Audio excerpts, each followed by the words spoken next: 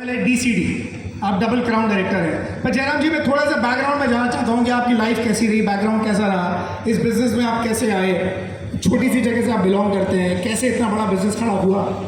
भैया मैं उज्जैन से हूँ और उज्जैन से 80 किलोमीटर दूर मेरा गांव है। उज्जैन जिले की लास्ट बाउंड्री है।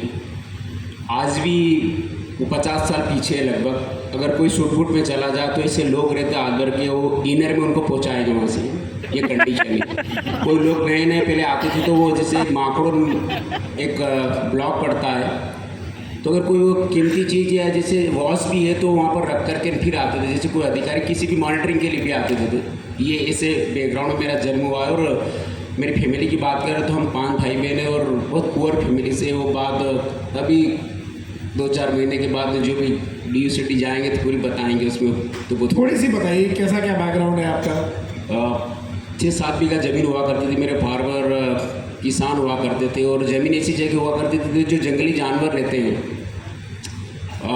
मतलब मेरी खुद की आदत ऐसी हो गई थी कि मैं कभी कभी किसी के यहाँ रिलेशनशिप में मेहमान जाता था तो मैं रात को भी चिल्लाता था वो, क्योंकि वो जंगली रोज आते थे और रात को भी फसल को नष्ट कर देते थे।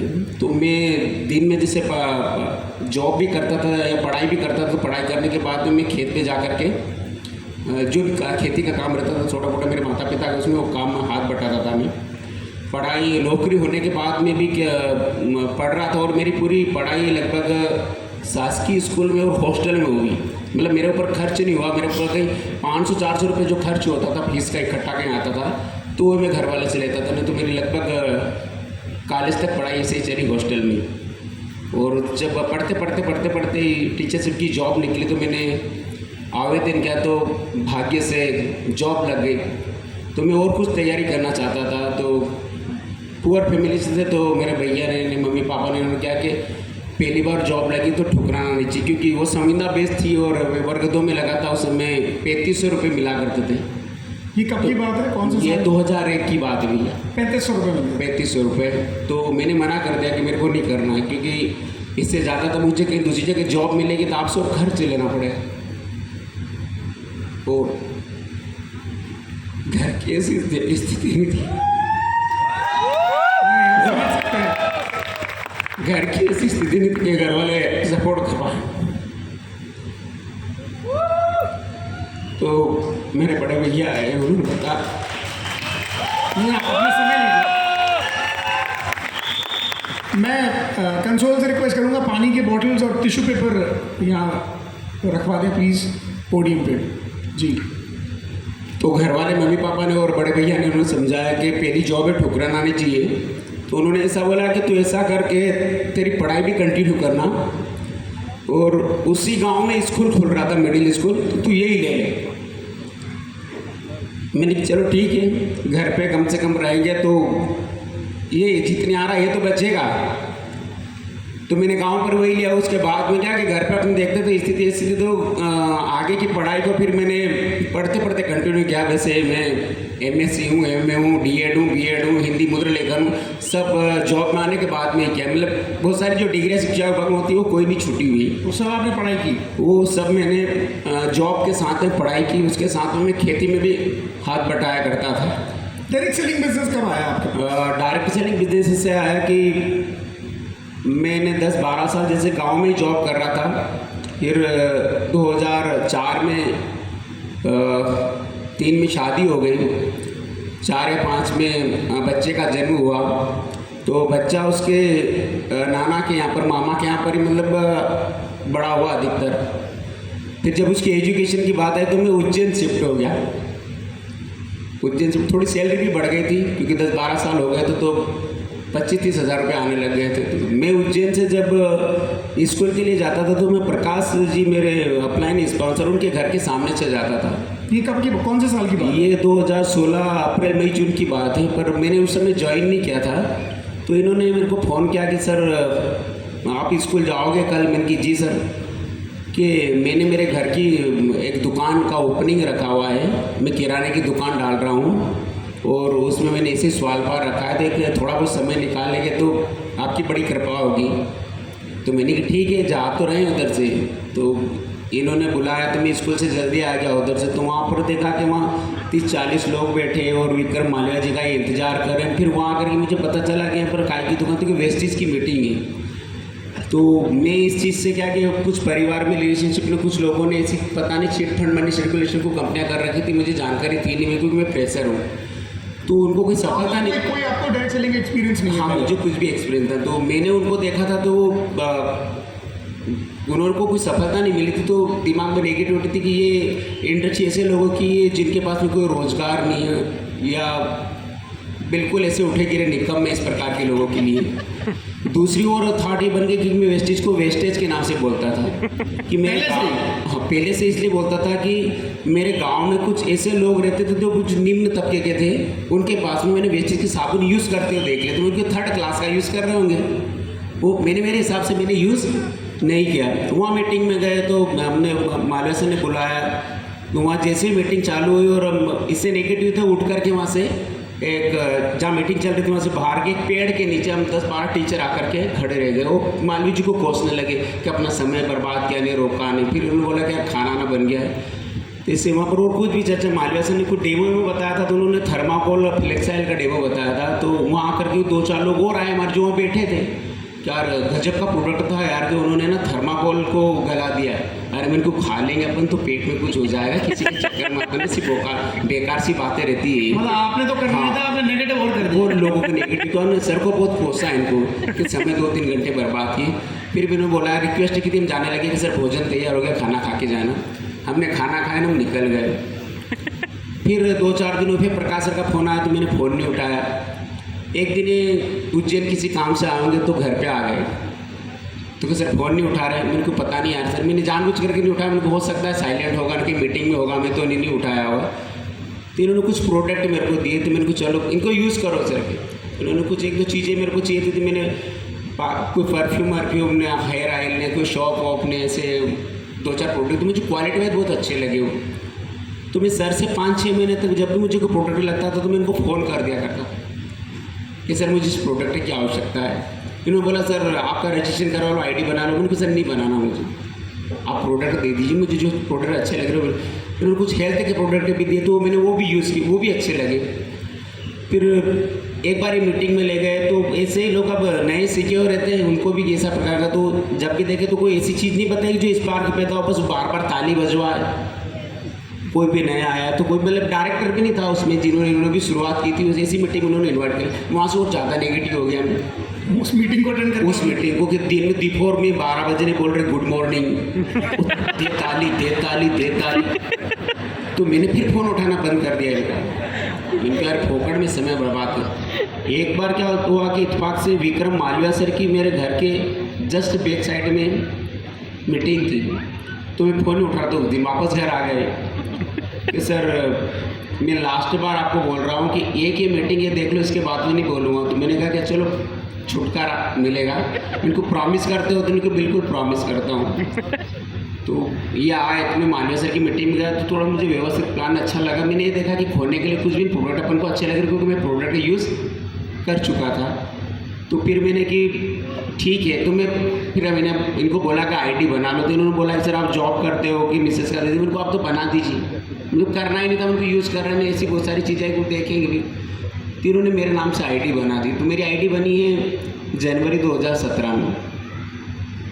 तो मैं प्रोडक्ट लेता था, तो फिर मैंने क्या किया, अगर किसको करना है तो मैं उस समय गठिया ब्लॉक में एक ब्लॉक मॉनिटर का अधिकारी रहते हैं, BRC रहता है, उसमें मैं BSc था, मतलब मेरे अंडर में 8-10 CSC रहते, वो काम करते थे। और हम 3 BSc और 1 BRC मिलकर के पूरे ब्लॉक को मॉनिटरिंग करते हैं। 300 स्कूलों को हमें मॉनिटरिंग करना रहता है। हर महीने ऐसा टारगेट रहता था सरकार की तरफ से कि आपको 20 स्कूल तो मॉनिटरिंग करना ही है। तो मैंने उस समय ये मीटिंग की बोलते थे कि मीटिंग में आ जाओ, तो मैं नहीं आता था, मीटिंग से नेगेटिव था मैं। तो मैंने कि आपको प्रोडक्ट परचेस करना है ना, तो ठीक है। फिर उन्होंने बताया कि उसका कुछ लेवल भी होता है, तो उनको जो लेवल वो बताते ना कितने पैसे की परचेसिंग करनी रहती है। तो 1-8 महीने तो ऐसे कि उन्होंने बताया कि सर अब 8% तो हो ही गए, क्योंकि मैंने लिया था ना, मेरे साथ में मेरे भैया हैं, वो भी गवर्नमेंट टीचर ही है, तो उनको दिला दिया था। जैसे मैं 8% बन गया था और 1 आधे लेके तो और भी रिकमेंड कर दिया था, तो मुझे 1104 रुपये का चेक भी आ गया था उसमें।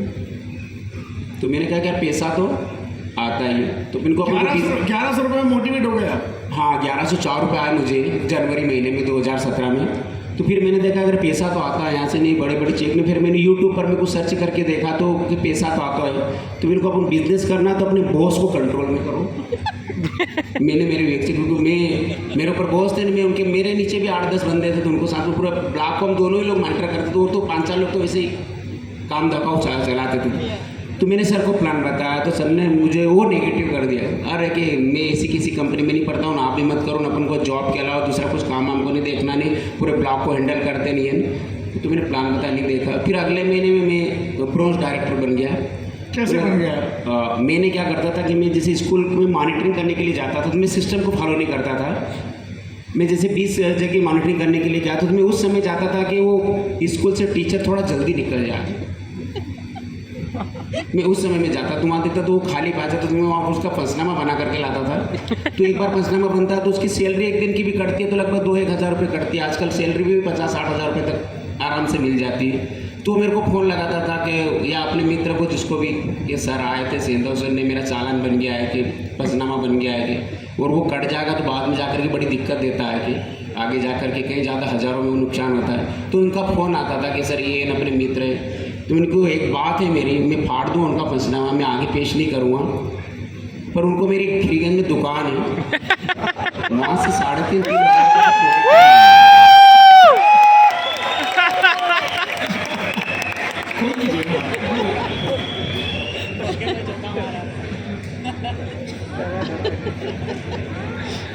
मतलब टॉप लेवल का करप्शन किया आपने।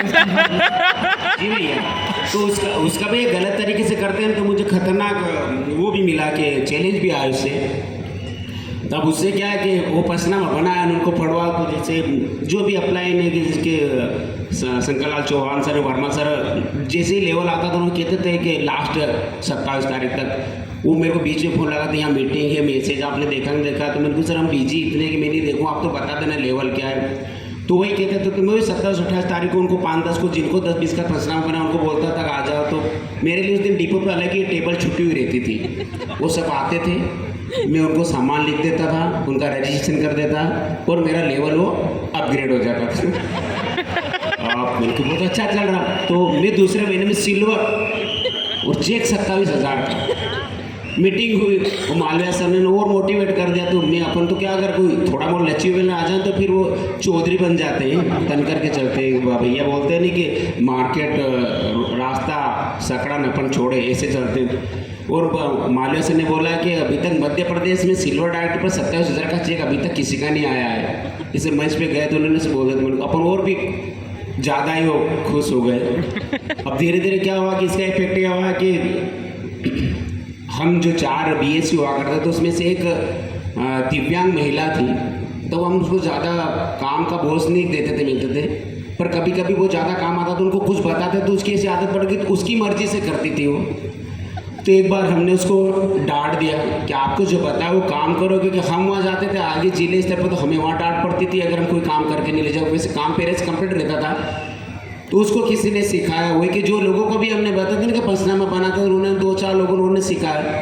तो वो गई थे थाने में आवेदन दे करके आ गई और हॉस्पिटल में जा कर के भर्ती हो गई वो, और बाटल चढ़वा ली और पेपर में दिया, जन सुनवाई में गई, न्यूज़ में दिया, सब में कि ये मेरे कहीं वीडियो भी मंगवाया उन्होंने जहाँ से कहीं मैं जाता था न, पर वो मैं स्कूल टाइम के बाद में काम करता था, पर वो भी उन्होंने दिखाया। तो वो कंप्लेन की वहाँ से सब प्रकार की, मतलब सब पेपर में न्यूज में सब में दिया उन्होंने। फिर 1-2 महीने तक हम शिथिल हो गए कि इस मैडम को यहाँ से हटाएंगे, इसके बाद में बिजनेस को करेंगे। तो उसकी बड़ी प्रक्रिया है, उस प्रक्रिया में नहीं जाए, थोड़ा लंबा समय लग जाएगा, समय कम है हमारे। हाँ, तो हमने उसको 2 महीने के अंदर वहाँ से हटाया। उसको ऐसा मजबूर किया, उसकी सैलरी रोक दी। तो सैलरी रुक जाए तो बंदा ऑटोमेटिक जो है वो करता है। फिर उसने सब बताया कि सर मैं इनके भेकाऊँ आ गई थी, इनके कहने से मैंने झूठ बोल दिया, जबकि उसको हमने किसी को प्रेशर से ये प्रोडक्ट नहीं देते कि वो उसने झूठ बोला था, उसको दिए ही नहीं थे, फिर भी कि मुझे जानबूझ करके प्रोडक्ट परचेस करने के लिए मजबूर करते हैं, मैं दिव्यांग हूँ, मेरे ऊपर प्रेशर बनाते ने, मैं मेंटली डिस्टर्ब हो गई, अस्पताल मिट हो गई ने सब दूर। तो थोड़ा हम भी वो हो गए थे कि वो थे ना कि नौकरी सब कुछ है जी, तो हम थोड़ा वो हो गए। उसके बाद वेस्टीज बिजनेस ने पेस कब पकड़ा और आप सिस्टम में कब आए? मैं सिस्टम में आया उसके दौरान ही, जैसे जनवरी में और फरवरी में मैं FRU था अपना, तो मैं ताल कटोरा स्टेडियम में मुझे लाया गया था। तो उस दौरान मुझे टिकट सब पहले बुक हो गया था। त्यागराज स्टेडियम उस समय 17 में हाँ ताल कटोरा स्टेडियम में था। तो उसके पहले मैंने टिकट सब बुक करा था। तो लास्ट में मैंने मना कर दिया, पर पता नहीं फिर क्या मन हुआ और मैं चला गया वहाँ पर। तो जब मैंने वहाँ जा कर के देखा तो हम 10, 11, 12, 15 लोग आए थे उज्जैन से। तो सब लोग बड़े एक्साइटेड, मैं भी बहुत अच्छा लगा उसमें कि यार यहाँ ये इंडस्ट्री है कि यहाँ से अपन को सब कुछ मिल सकता है बिना खोए हुए। वो चीज़ मुझे वहाँ देखने को सुनने को सब मिली। तो हम सब लोग थे, तो हम 8-10 लोग थे, तो हम एक जगह बैठे थे। तो जो लोग थे तो कह रहे थे कि अधिकांश लोग आ रहे थे कि यार इन्होंने पूर्व गौरव वाली कंपनी में काम किया, तो बोले इनको अनुभव था ना सर इसलिए हो गए। मैंने उसको पॉजिटिव ये सोचा कि इन्होंने अपनी फेस वैल्यू ख़राब कर ली थी, इसके बावजूद भी सफल हो गए, तो साला अपन तो फ्रेशर है करके दिखाएंगे। दूसरा उन्होंने लोग आते हैं यहाँ पर अभी निर्णय नहीं लेते भैया। जब तक निर्णय नहीं लेंगे, आप कुछ भी चीज़ देख लो आपकी लाइफ में कोई मेरेकल नहीं होने वाला। वो सब आपके पास में आए, भैया के पास में भी आए फ़ोटो सेल्फी लेने के लिए। उन्होंने मेरे को बोला कि सर आप जाइए नहीं सेल्फी लेने के लिए, मेरे को अगले साल में कुछ बनकर के आऊँगा तब सेल्फी लूँगा, अभी नहीं जाऊँगा। मैंने वहाँ से कमिटमेंट लिया।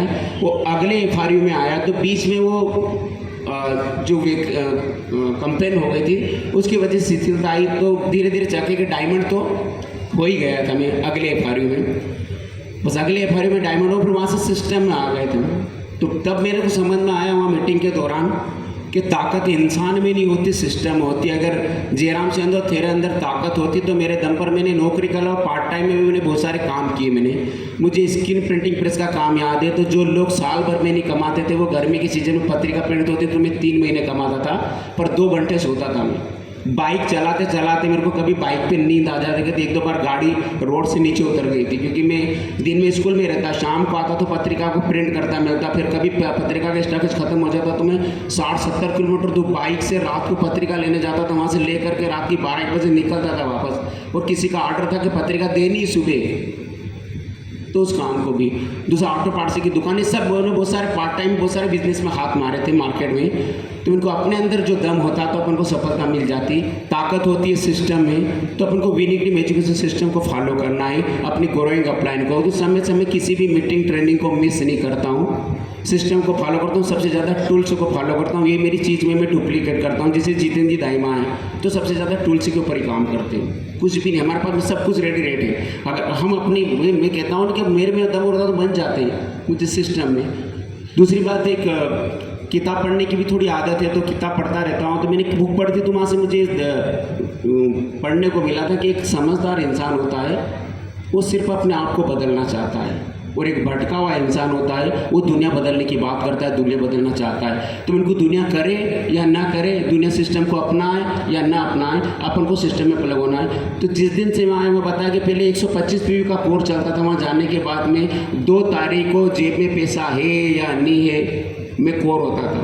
हमारा और मेरे जो सर जो बॉस थे, आज वो डायमंड डायरेक्टर है, हमारा कंपटीशन चलता है वहाँ पर कि पहले बिलिंग किसकी हो यहाँ पर इस डिपो पर, और ग्रुप में प्लेस कैसे हो। आपके बॉस आपके डायमंड है? डायमंड है अभी, उन्होंने पूरा मेरे को सबमिट कर रखा है। अब वो मेरे को गुरु मानते हैं। मैं बोलता हूँ कि नहीं सर तो अलग चीज़ है, डायमंड अभी यहाँ पर है। तो वो बॉस को जो कंट्रोल में करना था, आप कंट्रोल में आ गए। हाँ कंट्रोल में आ गए। नहीं ऐसी बात नहीं है, वो डाउनलाइन है, उन्होंने सबमिट कर रहा है, बहुत अच्छी बात है। जॉब में वो आपके बॉस है? हाँ जॉब में बॉस था, अभी तो छोड़ दिया सर वो। अच्छा। पहले वो था कि बड़ी सा बड़ा कोई काम हो तो काम करने का जुनून था, फिर वो छोड़ दिया बहुत जगह। अभी हम दोनों स्कूल ले लिए अलग अलग। अब मैं 10 से 4 बजे तक टीचर रहता हूँ, और 4 बजे के बाद में बिजनेसमैन। मेरे बॉस को भी पता है, उसके बाद वो सबको काम बता देगा, पर मुझे नहीं बताएगा, चाहे वो प्रिंसिपल हो, DO हो, कोई भी हो। क्या बात है, अगर आपने ठान ली तो सारी चीज़ें वैसे अलाइन हो जाएंगी। उनको सबको पता है, क्योंकि वो चीज़ जब हमारी कंप्लेन की तो सब तक गई उनको। तो हमारे ऊपर कार्रवाई इसलिए नहीं हुई कि हम पहले जो हमारा जॉब का काम था ना, वो कोई पूरे जिले में नहीं करता था, उसके पहले हम कंप्लीट करके देते थे। तो उनको ये पता था कि अपना काम ईमानदारी से करते, अतिरिक्त तो कुछ काम करे तो कोई दिक्कत नहीं। और उस समय बीच में हमें स्थिरता इसलिए ली थी कि IT मेरे नाम से थी, फिर बाद में बिजनेस पूरा मिसेस के नाम से ट्रांसफ़र कर दिया। जयराम जी, आपका हाईएस्ट चेक, एवरेज चेक क्या रहा? एवरेज चेक भैया मेरा हाईएस्ट लगभग 2 लाख रुपए का रहता है। मैं पासबुक लेकर के साथ में चलता हूँ। जब कोई मीटिंग में जाता हूँ तो कोई कहता है ना कि ऐसे तो मोबाइल में तो कोई भी दिखा देता है, तो मैं पासबुक दिखाता हूँ। और अगर मेरे पूरी फैमिली की बात करूँ तो लगभग 2.5-3 लाख रुपए को टच करता है, क्योंकि मैंने शुरुआत में मेरे परिवार की 3 आइडिया डाल दी थी। हम 2 भाई हैं, 3 भाई हैं, तो दोनों भाई की भी, बड़े भैया की भी, छोटे भाई की भी, और मेरी मम्मी की उम्र 85 साल है। उनकी डाउनलाइन है जितेंद्र जी दाईमा। 2 भैया के नीचे हैं तो एक मेरे बॉस है जो, एक के नीचे डायमंड है, और 2 लेग में अलग अलग क्राउन है। तो 2.5 से 3.5 लाख रुपए 2.5 से 3 लाख रुपये महीने की इनकम है। और लगभग बिजनेस को मेरी मम्मी की लेकर और मेरी लेकर और मतलब भैया को भी अभी धीरे धीरे पूरे सिस्टम में आ गए हूँ। बिजनेस को अकेला ही मैं हैंडल करता हूँ लगभग। सस्टेनेबल है, तो पासबुक लेकर साथ में चलता हूँ। और बहुत सारे भी अचीवमेंट है। पासबुक मतलब प्रूफ साथ में लेके हाँ, प्रूफ साथ में लेकर के चलता हूँ। किसी को अविश्वास ना हो जाए। बिल्कुल, हम कहते हैं कि आप तो सिस्टम के साथ प्लग हुई है। अगर हम जैसा कहें तो आप साल भर के अंदर 6 फिगर इनकम को प्राप्त कर सकते हैं। क्या बात है। एक साधारण सी जॉब, मुझे लगता है सैलरी शायद अच्छे से 30,000 रुपये। जब आपने बिजनेस शुरू किया तब कितनी थी लगभग? उस समय भैया 40,000 रुपये। 40,000 रुपये थी। तब से लेकर आज 2.5 लाख रुपये पूरी फैमिली इनकम। जी जी भैया। अब आप क्या देख रहे हैं, DUCD कब तक हो रहा है? भैया अगले 90 डेज और कमिटमेंट में। अभी DUCD तो भैया अभी भी हो जाए। मेरी 16 लेग ऑलरेडी डायरेक्टर है ना। उसको सिर्फ मेंटेन करने में, वो उसमें किसी में कोई में कभी घट जाती, किसी में 1000-1200 PV जो भी, तो मैं उसमें PV नहीं डालता हूँ अपनी तरफ से। अगर वो बन के होना चाहे तो अभी हो जाए।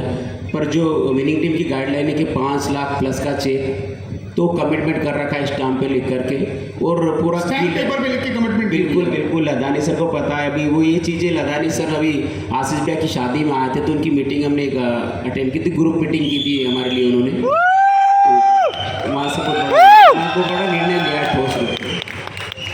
बहुत बहुत धन्यवाद जयराम जी। गाड़ी वगैरह भी ली है आप? भैया उसके पहले में लगभग 17 साल हो गए थे जॉब करते हुए। 2 व्हीलर चलता था। 17 साल से सिर्फ 2 व्हीलर था? हाँ, जब इस सिस्टम में आए तो साल भर के बाद में मैं टॉप मॉडल बलिनो चलाता हूँ, और मेरी टीम में 16-17 कार चलती है। टीम में 16-17 गाड़ियाँ आ चुकी हैं? हाँ। जोरदार तालियां एक बार जयराम सहगल जी। कमल परमार को माइक दे दीजिए प्लीज।